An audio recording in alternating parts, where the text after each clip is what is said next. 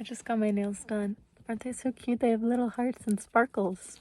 Today, I wanted to talk about something that has been on my mind a lot, and ironically, it's about being in your mind a lot, and navigating the mess in your brain. How do you do that? How do you navigate the mess in your brain when everything is happening all at once and all you can do is think, and you can't get out of your mind? What do you do? For some reason, when I should be thinking only about one thing at a time, I start thinking about another thing that's connected to that thing, and then another thing that's connected to that thing, and then wait, this connects to that, and that connects to that, and all of a sudden I'm spiraling down in a big panic anxiety mess.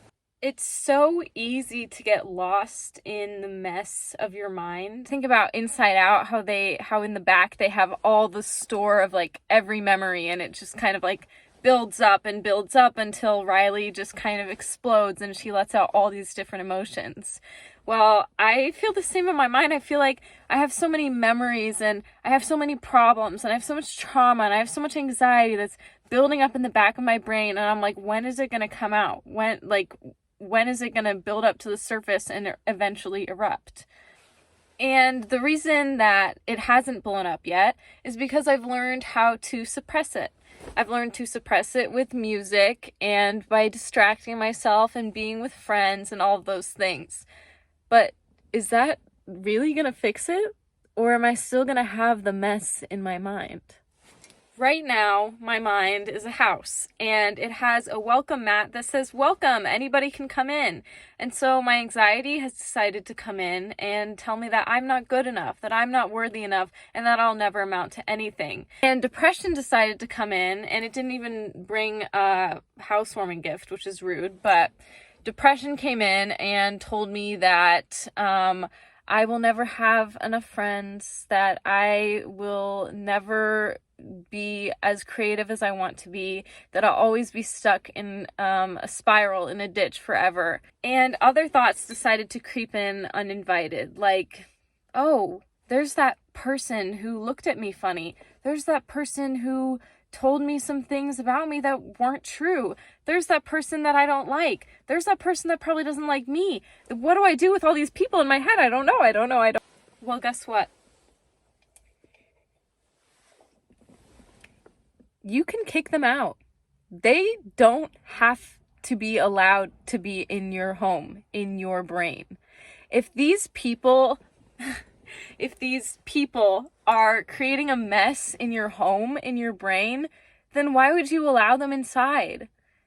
If you had a party and you invited your best friends to come over, and if all they did was completely trash your place, why would you bring them back? Why would you want them back? Because oftentimes when we have this mess in our mind, when we have our anxiety and depression and all these things, we want to keep it. Because it's better to have something going on in our brain than nothing. It feels good to worry about things. It feels good to be sad because we like to sit in our sadness and we like to sit in our anxiety. I don't really know why. I think it just brings us comfort because it's like having someone there that we've just been so familiar with and that we've just grown so used to. So what I've tried to do is I've been taking each thought one by one and asking it, what is your place in my mind? What is your purpose and function in my house, in my brain? What are you doing here? And how can I replace you with something less toxic? Something that I've started to do is what I call replacement. So when I start feeling anxiety walking in and telling me I'm not good enough, I close my eyes and I think, when was a time that I did feel good enough? And immediately I replace that thought with that thought. When I feel depressed and I'm like, I don't want to be here anymore and I feel like nobody loves me, I think, when was a time that I loved being on this earth? And when was a time that I felt somebody love me? And I think about my parents and how they love me. And I think about the summertime and how I would go driving for hours with friends just laughing. And that small moment made me want to be on the earth. And I take those moments and I replace it. Or if I'm thinking about a traumatic event that happened in my past, if I'm thinking about a toxic person that hurt me, I might worry, what if they come back? What if they hurt me again? But then I have to but I replace that thought with, no, I am safe. They are not here. They are not in my mind. They do not have to be in my mind. And I can replace them with someone else, not in a physical way, but in a more mental way. It is time to end this toxic relationship with your thoughts. It's time to make a change.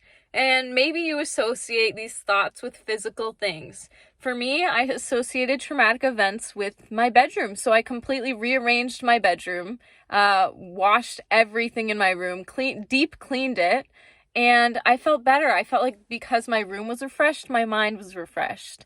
I started a new makeup routine because I felt like I kind of want to look different because it makes my brain feel different. So I dyed my hair and I did different things to look different.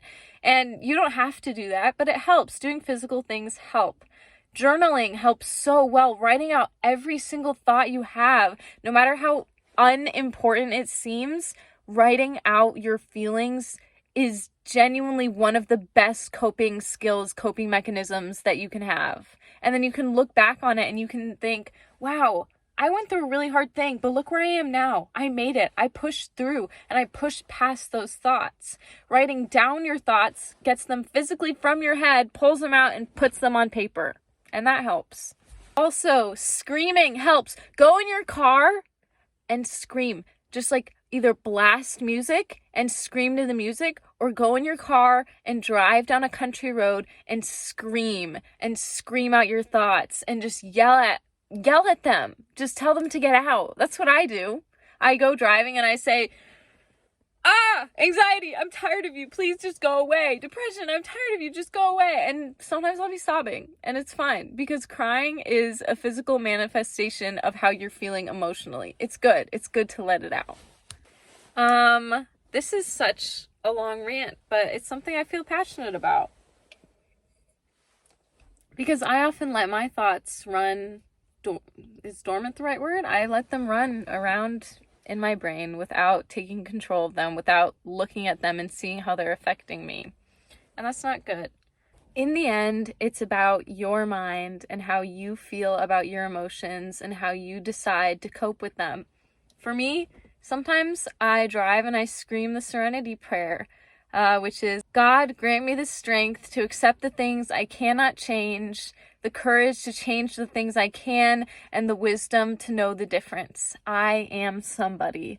And maybe that's an important mantra for you. Reminding yourself that there are things you can change, so work hard to change them, and there are things you can't change, so work hard to accept that.